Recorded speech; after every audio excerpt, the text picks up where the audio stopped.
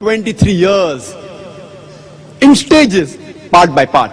If this Quran, as they claim, is from a mind which is subconscious or a crazy mind, it could not have been so consistent. And neither can a person be under the false impression that he is the Prophet when everything is coming from his subconscious mind for a period of 23 years.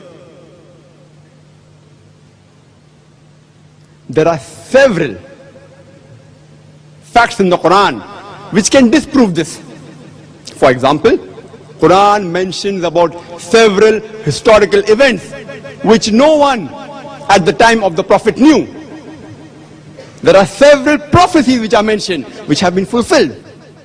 There are several scientific facts which were unknown that time and has been confirmed today. It is impossible for these sort of facts to come out from a subconscious mind or a crazy mind.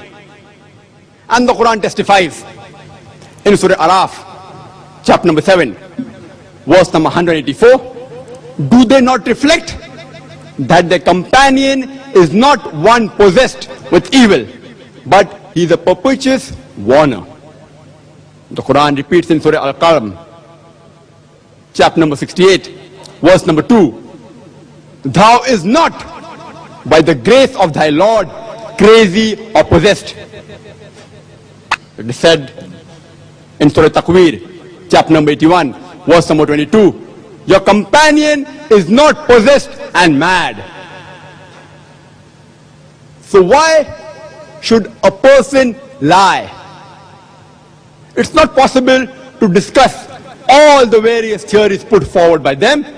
If anyone has any new theory, they are most welcome to put it during question answer time, and inshallah, I'll try my level best to clarify it. The second assumption is that the Prophet copied it from other religious scriptures, or he got it from some human source. One historical fact is sufficient to prove this theory wrong. That is, our beloved Prophet Muhammad, may peace be upon him, he was an illiterate. And Quran testifies in Surah Ankabut, chapter number 29, verse number 48, that thou was not able to recite any book before this book was revealed, nor was thou able to transcribe it before this. In that case, indeed, the talkers of vanities would have doubted. Allah subhanahu wa ta'ala knew that people would doubt the source of the Quran. That is the reason that in his divine wisdom, he chose his last and final messenger, Prophet Muhammad, may peace be upon him, to be an ummi, an illiterate, an unlettered prophet. Otherwise, surely the talkers of vanities, the babblers in the marketplace, would have something to say. And if the Prophet was literate, the critics, the cynics, would have had some weight to say that the Prophet copied it from somewhere else and rehashed it in a new form. Nauz billah. But even this claim is denied. A point hardly big enough to hang a fly. And our Qari, Brother Ashraf Muhammadi, he recited the verse of the Quran from Surah Sajda, chapter number 32, verse number 1 to 3. Alif Lam Mim Tanzilul Kitab la Rayba Fi min Rabbil Alameen. Alif Lam Mim. This is the revelation of the book without doubt from the Lord of the worlds. Do they say he has forged it? Nay, it is the truth from thy Lord, so that thou may admonish a people to whom no warner was sent before, so that they may receive some guidance. The Quran is unlike any other religious scriptures, which has a typical human type of narration, like a storybook. How does the storybook begin? It begins with, once upon a time, foxes and grapes, wolf and the lamb. Similarly, if you read other scriptures, it says, in the beginning was God, He made the heavens and the earth. In the beginning was the Word. It may say, now it came to pass as though so it happened. The Quran does not have such human narrations. In the beginning was so and so. And if you read the other religious scriptures, they have a typical sequence of the human narration. It talks about a particular person, it talks about his family, about the children, and the sequence runs in order. Chapter 1, chapter 2, it's in order. Quran too speaks about people and the family life, but it speaks not in a particular sequence like the human story book. The Quran has its own unique style. It's a unique book. The people who cannot prove that Quran is a work of a human being, and they finally come up and say that the Quran is a deception. Nauz billah. If we ask them, where is the deception? They will not be able to point out a single deception in the whole Quran. People,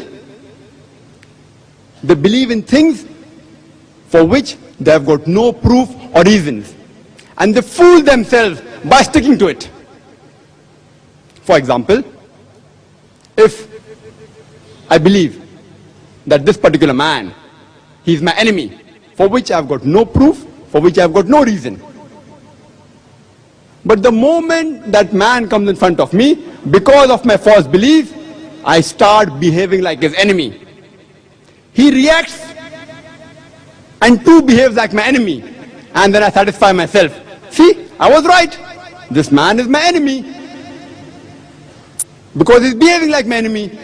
If it had not been for my initial false belief, that man would have never behaved like my enemy. So people believe in things without proof and reason and fool themselves by sticking to it.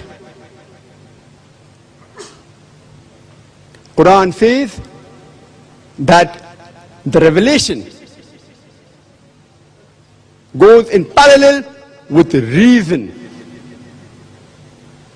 Some people say that holy scriptures, they are beyond reasoning. If they are beyond reasoning, then how can we decipher which of the holy scriptures are true and which are false? The Quran, in fact, encourages reasoning. It encourages discussion. Many Muslims feel that you should avoid religious discussions. You should avoid getting into a dialogue where religion is concerned, and they're sadly mistaken. The Quran says in Surah Nahl, chapter number 16, verse number 125, Ud'u ila sabili rabbika bil hikmah wal mau'izat al hasna wajadilhum billati hiya ahsan. That is, invite all to the way of thy Lord with wisdom and beautiful preaching, and argue with them and reason with them in the ways that are best and most gracious. Quran encourages discussion, encourages reasoning. No wonder the Arabic word qalu, which means they say, is mentioned 332 times. And the Arabic word qul, which means say, is also mentioned 332 times. This proves that the Quran encourages discussion. There is a theory known as